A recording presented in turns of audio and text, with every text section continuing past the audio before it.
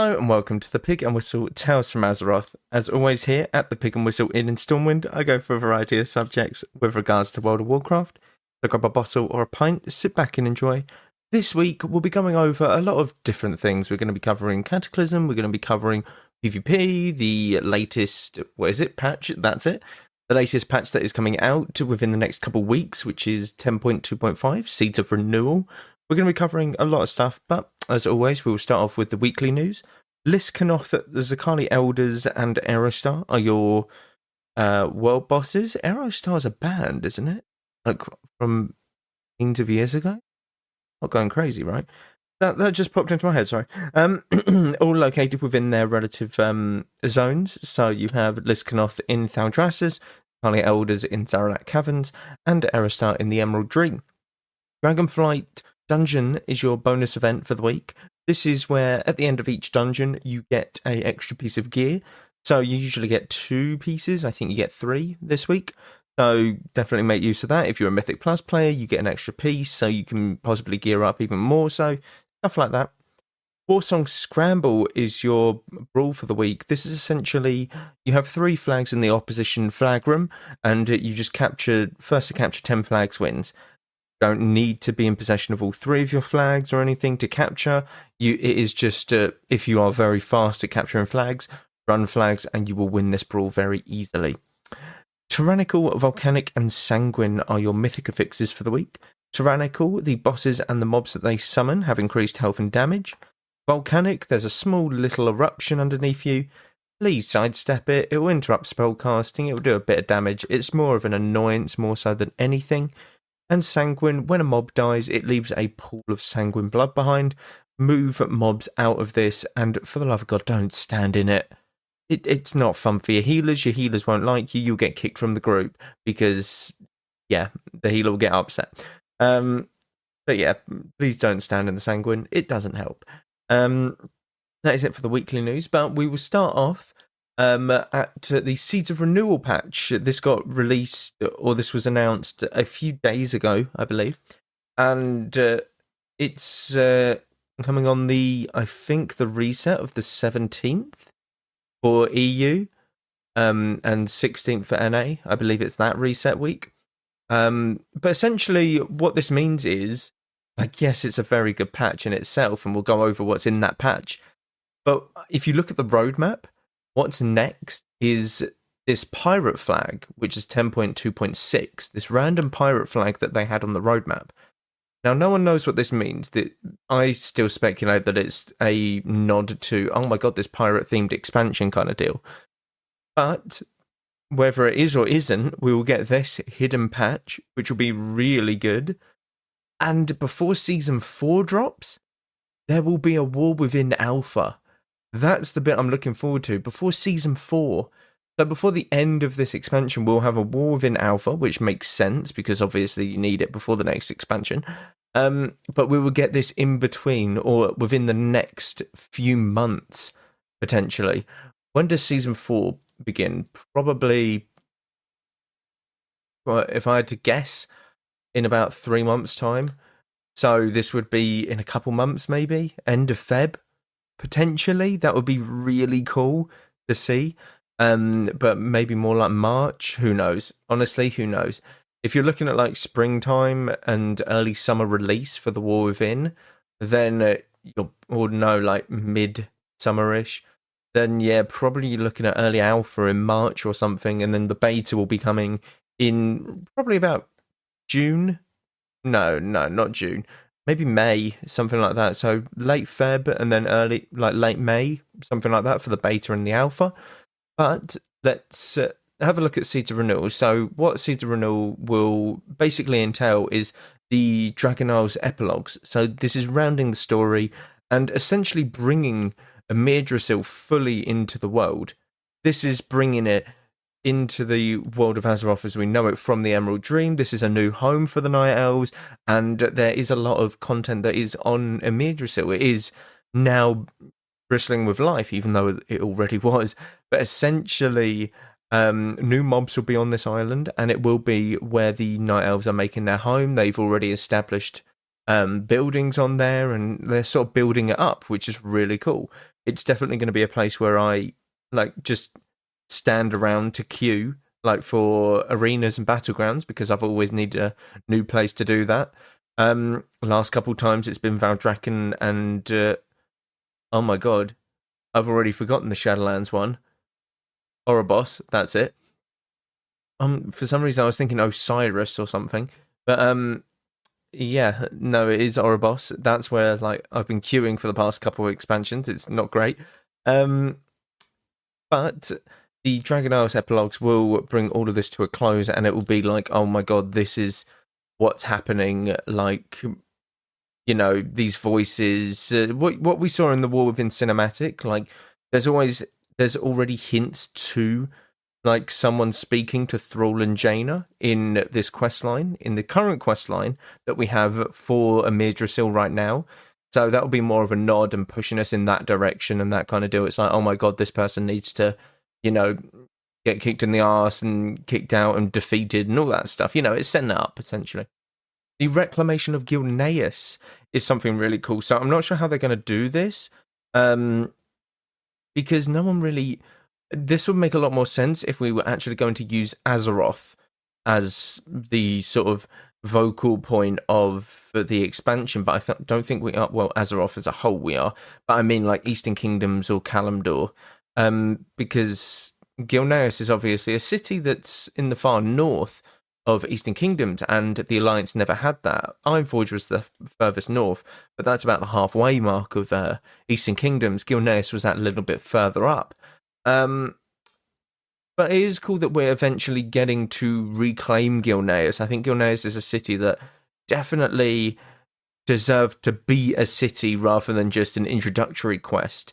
Like, you reclaim it and then like at the end game content at level 85 or whenever it was in Cataclysm, you go back and reclaim it from the likes of the Banshee Queen, which is the Forsaken, or whatever may inhabited it at the time, which is the Worgen, the Feral Worgen, stuff like that. But yeah, I'm very curious to see the Reclamation of Gilneas. I think that there's going to be a little bit of a armor cosmetic for that as well, which will be really cool. Dragon Riding Worldwide is coming in Seeds of Renewal. This is the best change, in my honest opinion, because you go to Azeroth, or yeah, well, technically we've only had 2 expansions outside Azeroth. But yeah, you go into Azeroth, Eastern Kingdoms, Mists of Pandaria, Kalimdor, Borealis, Northrend, you know, all of these zones that you can't use dragon riding. You go from dragon riding in the Dragon Isles to flying normally, and it feels very underwhelming. It really does. Dragon riding has made it so much more impactful. Like just going from point A to point B, and a lot more entertaining and a lot more engaging. And it's something that was one of the best features out of Dragonflight, in my honest opinion. And yeah, I think that this is very long overdue, and can't wait for this to... Obviously, I know it's long overdue because they had to revamp the entire world in order to kind of make it available, maybe? Is that, or they just had to flick a switch? Who knows? But they wanted to probably see the reaction of dragon riding, you know, that kind of deal. So this is amazing. In about a couple of weeks' time, you'll be able to dragon ride in Kalimdor, Eastern Kingdoms, Northrend, all of the other continents, and that will be amazing. Follower dungeons. This one's a lot more simpler, but this one is going to be very effective, in my honest opinion. The Proving Grounds were in Mists of Pandaria. What the Proving Grounds did, I spoke about this on Wednesday's episode, but Proving Grounds essentially allowed you to play your class and figure it out and stuff like that on these NPCs and in certain scenarios. But it doesn't actually bring you into dungeon scenarios where it's like, okay, this boss has this mechanic, so deal with this. These follower dungeons will allow you to practice your new class. If you're a lot more of a casual player, without the fear of being ridiculed by other players or like getting shit talked by other players, which some people are dicks out there and they really do just not care about other people's feelings, and they will just either kick you if you're not doing a good job and you're still learning or you're too slow, or they'll just insult you, and it's ridiculous. It's absolutely stupid. So the follower dungeons are going to help you learn your class, have some fun, and take it at your very own pace on whichever role you're learning, whether it be tank, healer, or DPS. which is really, really good. I do hope that they expand on this and maybe make it a heroic feature. So the heroics aren't necessarily crazy, like a crazy improvement in terms of steps. The gear is all right from them. I just don't want them to do it for Mythic. I feel like Mythic is that step up where they should be like, okay, you've got to find a group now, but you've obviously trained yourself in whatever role you're doing, healer, DPS, or tank, and you should be good enough to do a Mythic now that you got some gear from these follower dungeons as well. So I really hope that the follower dungeons are seen as a win by the community rather than not. The Azerothian archives is like an extra thing. I believe this is where you can get loads of cosmetics, loads of stuff like that, mounts, armor, all that stuff. And I think they're just expanding on it. You basically just do a shit ton of puzzles, and these puzzles lead to certain rewards, etc. I'm pretty sure that's what it is. So these, I haven't done them personally myself. I really should, but I don't know. I find it very tough to get into that sort of thing for when I play WoW, in my honest opinion. But I've heard very good things about it. Outland Cup comes in this season renewal patch as well. Essentially, this is going to be released, I think, next week anyway, the Outland Cup. This will be where you can drag and ride and do races in Outland, and there is a specific transmog that you get for it, for completing them, and I would imagine you get a title and some achievements, stuff like that, which is really cool. But that is it for the Seeds of Renewal. Now, is it going to be a good patch? Yes, I think it's going to be a normal sort of 0.5 patch. It's going to have a lot of stuff to do that isn't major, that you can obviously like just play around with and take it at your own pace. You could do it all in one night, you could do it over a couple of months, etc. But this, for me, is a stepping stone to the next couple of things on the roadmap. That pirate flag, we don't know anything about it. And then that alpha is going to be huge. It's going to see how full everything is within... That's not the word. How complete everything is within the War Within. It's going to show you the hero talents. It's going to show you the possible leveling and questing zones. And we're going to see just how much has been done, essentially, when we get this alpha. And when we're going to most likely get the actual expansion. Because if an alpha is put up and they've only done one zone, well, yeah, we're not playing that until next year. If the alpha's out and they've done every single quest, every single like NPC, they've got absolutely everything on there in the alpha, and there's a few minor bugs, we're probably going to get it very early summer, potentially. If it's like really flawless and stuff, there is that potential. But I think the main reason that they want to do the alpha is for the hero talents. They want to look at, well, balancing is always the last thing that you can do because that's just tweaking numbers. It's more so how everything interacts with each other, how the play styles feel, how the basically how your rotation feels in terms of damage, tanking, healing, etc., etc., and how everything plays into each other. So is this too powerful? If you pair this with this, it suddenly becomes ridiculously OP, that kind of deal. And that's where the balancing issues will come into place like later on. But it'll be very cool to see nonetheless. So here's hoping we get news on that very, very soon.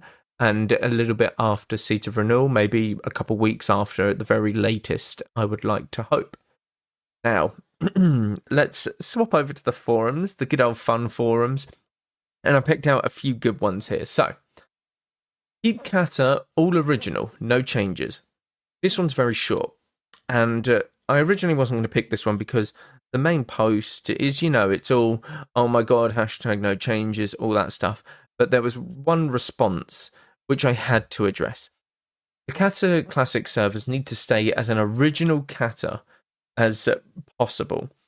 No additional changes, no new systems, no made-up features, no rebalancing, no nerfs, no WoW token, no unlimited boosts. Kata Classic needs to stay all original, no changes, to play the game as it was then, the love letter to the players. Firstly, I'm pretty sure made up features were always going to be added with each expansion. So whether that be heroics or new raiding system like 10-man heroic, 25-man heroic, etc., etc. But essentially, they want to remove the WoW token. What the WoW token has done is alleviated a botting problem, and that's my honest opinion. The botting problem was out of hand in Wrath of the Lich King Classic. Towards the start and middle of Wrath of the Lich King Classic, it was crazily out of hand. Like, I saw so many bots, it was unreal. I now go on to Wrath Classic, and I see very few, if any, bots. I see a couple every now and again. And honestly, that's because of the WoW token. Because everyone either buys the WoW token, and it's not as dangerous, in terms of getting banned and stuff. You won't get banned if you buy a WoW token, and you still make your gold.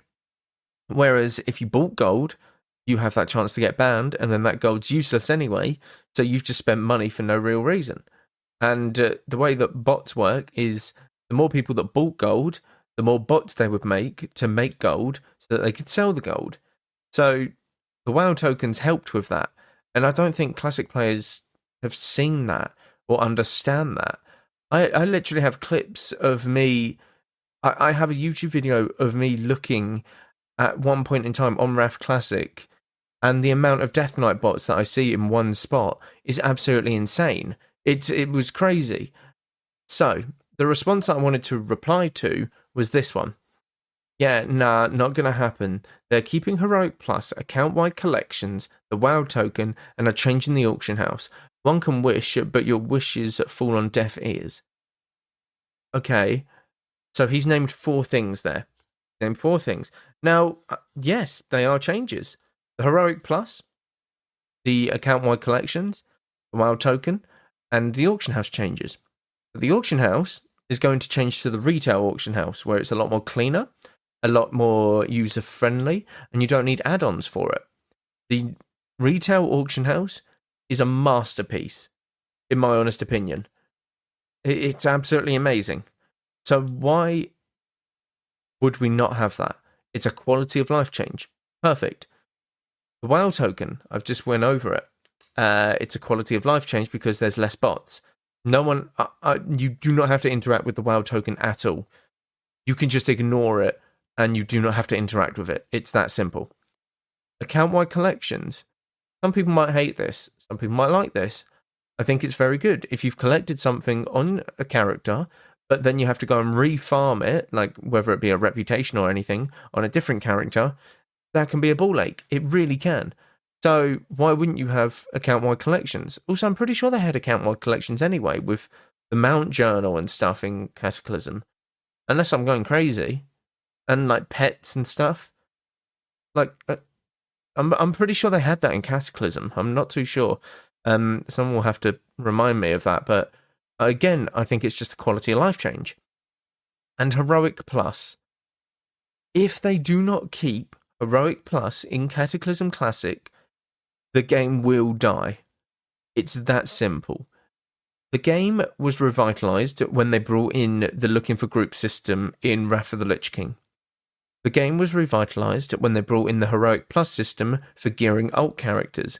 It makes it alt-friendly, and it allows players to, instead of going from heroic gear to raiding gear, or from going questing gear to normal gear to heroic gear to raiding gear, they go from questing gear to heroic gear to like raiding gear with the Mythic Plus or the Heroic Plus.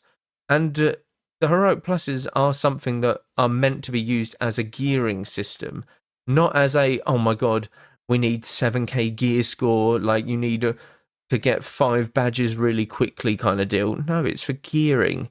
Stop being dicks. Like, it's ridiculous. But yeah, I just don't get it. But a side note on that, by the way, gear score means nothing. Gear score means absolutely nothing. I did a dungeon with a shaman, about 6.1k gear score. I'm 5.4 on my boomkin. I've been really slacking on my boomkin gear. My main's about 5.9, I think, druid, like feral tank. I only do 10-man raids, so 25 man's out of the question. But yeah, I was doing a dungeon, and this 6.1k shaman, I can't remember what dungeon it was, but essentially he died to the same mechanic over and over, and it's a very simple mechanic. It It's that, or like, okay, I'll take this one for example. Uncahet. It has 5 bosses. One of these bosses is a fungi boss. And essentially, you can stand under a healthy mushroom and kill it for a 100% damage increase. Any damage you take will take away this effect. And when he casts Mini on everyone in the group, you stand under a mushroom and you become normal size. Yeah? Because you want the Mini debuff off of you because it reduces damage by 75%.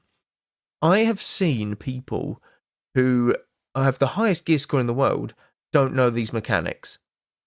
And yet, people with that gear score will get into a raid over myself just because of gear. That's the thing. Like, that won't happen in Cataclysm. In Cataclysm, you have to know the mechanics. I'd take someone who knows the mechanics over someone who has gear. Because it's just the smarter thing to do. Under pressure, they'll actually know and respond in like ways that other people wouldn't, you know.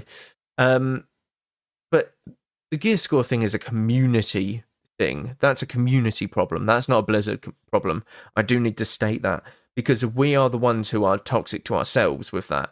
We're the ones who like just shaft ourselves and shot ourselves in the foot when it comes to, oh, like everyone's complaining or everyone wants gear score. Blizzard, what are you doing? No, that's us.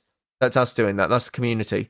The community, in my honest opinion, has contributed worse ideas than good ideas to the game itself.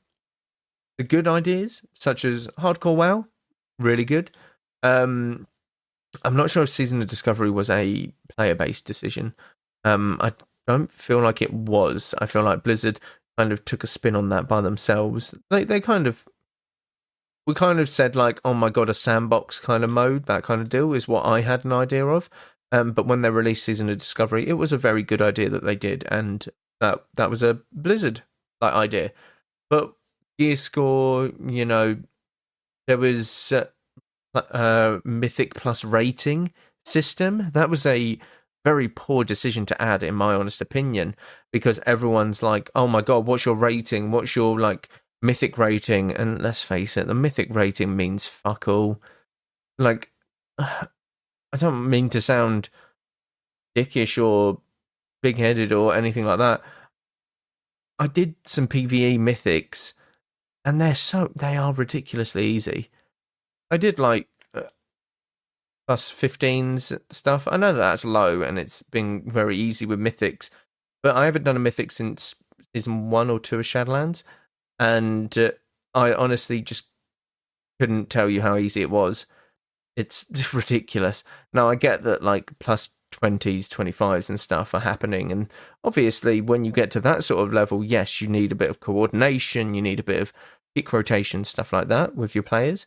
But the people that I met in the ones that I did, like 15s, I feel like I can do Mythics and just get the reward very easily. Whereas if you put someone like a PvEer into the PvP and try and get Glad, I think it's a lot tougher. I don't know. But yeah, my main point, going back a bit, essentially a lot of the bad ideas from the community, well, there's been a lot more bad ideas from the community than there has been good for the game itself that have been implemented. And the 4 things that he mentioned there, the Heroic Plus, Count-wide Collections, WoW Token, and the Auction House Changing, are all of them, like, quality of life changes. None of them affect gameplay at all. At all. Heroic Plus does, but you have to sign up for it. And it is a community thing. Not a community thing. It is a social aspect of the game. Dungeons are just a social aspect. That's it. That's always what it has been. And this is just to help you gear ults. Again, quality of life. Now, the next one. We'll go over the big one. So, why are you allowing GDKP in Season of Discovery? This will tie into what I mean with regards to community-based problems. I see people advertising GDKP in Season of Discovery already, and I can't stand how lax of a stance you take on this, Blizz. It's sickening. GDKP is the exact opposite intention of this version of the game. How often are you going to allow this in your games until you realise it ruins the game? As you as a company have allowed this in various forms of your game for years. It's contributed to rabid gold purchasing just for people to run GDKPs in exchange for actual money. The point of this version of the game should move away from the tired trope of what makes this game bad.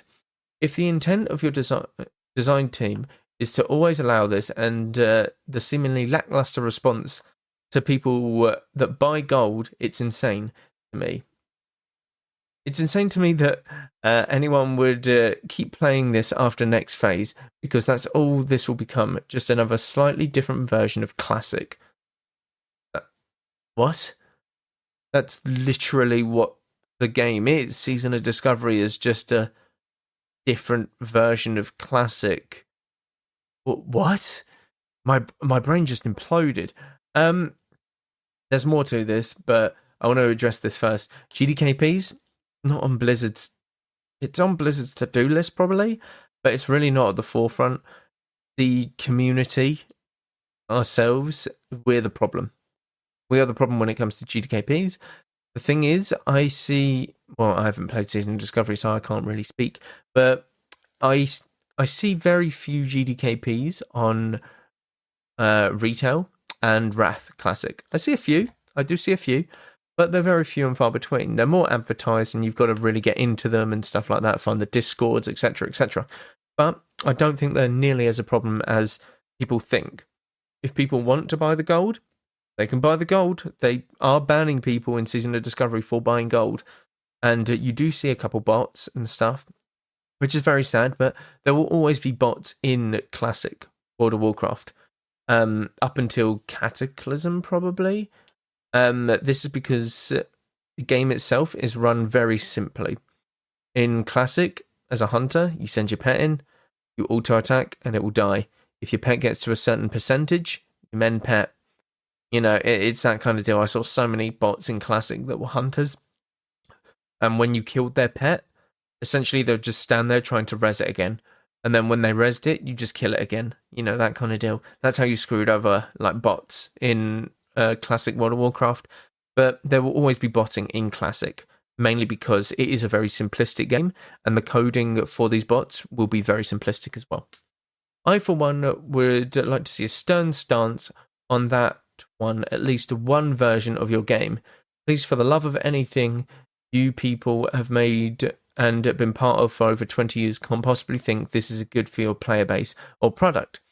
Or maybe I'm wrong. Maybe you designed the game around this being the primary point of the game, and sell the gear and gold people make in your game for real life dollars. Oh god, okay. Maybe it's your lackluster support system and staff not having the resources to deal with these things. You'd figure a company with $74.28 billion, I don't know if that's correct, but they do have a lot of money, would be able to piece together a full support staff that would be able to take a stern stance about people abusing parts of the game to gain real-life money, as well as devalue the work and time for people who actually put forth the effort to farm and have items in the game. Why play any part of your game when you can pay someone to run you through dungeons at max level, then pay someone to give you all the gear that drops every raid until you've got all the items that anyone could want? What value is there in that? There isn't any accepted, and then the $sign. If you as a company feel the game should run like this, I can't understand why anyone would take time or effort to play this at all. Who cares about all the effort and time you and your friends took to get gear and beat content when JP Johnny spent $300 and got the same thing? If this is the stance the company takes just to add the WoW token to Season of Discovery already and end anything that this could be. Okay, firstly, the last sentence, why spend the time with you and your friend to get the same amount of gear as JP Johnny? Firstly, you're $300 better off. Secondly, you've had more enjoyment playing with your friend and gearing up and doing the raids and dungeons, etc. Thirdly, I don't know what the third point is, but essentially you're making memories. And the idea is, if you don't want to do GDKPs, find a guild. Find a guild. That's what guilds are for in Classic. Guilds are there so that you can do the raids and enjoy them without a GDKP. If you want to do a GDKP, the option's there. The whole main point about this is the community is the problem. When it comes to this sort of thing, Blizzard aren't. So you can't blame them. And you can't really blame them for not doing anything. What is there to blame? What are they doing wrong that's against the TOS? The only thing that's wrong is if they've bought gold. You can't prove that they've bought gold because some people do farm gold a lot better than others.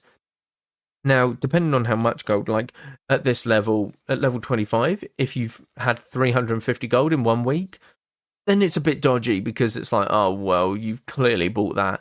If you've got 50 gold, it's more doable. If you put the time in and people are like really grinding for it, it's very doable. But you can't really blame Blizzard for this. It is a community thing that has gone wrong. And it's just one of them things. I don't know how to explain it more. You can't blame Blizzard for this because ultimately the player base is doing something, but it isn't against TOS at all. And you can't ban them for doing something that isn't against TOS, which is because that would just be stupid. It really would be. But that is where I'll end it for this episode. Thank you all very much for listening. As always, do check out the social medias down below. Constant stuff happening over there. And be sure to check out, excuse me, got something in my throat. Check out TikTok. A load of videos going up there right now. I've got loads of arena stuff pretty much going up there on the daily, a few videos. But any love and support for any of the social medias is much appreciated. Again, thank you all very much for listening, and go with Valor, friend. Goodbye all.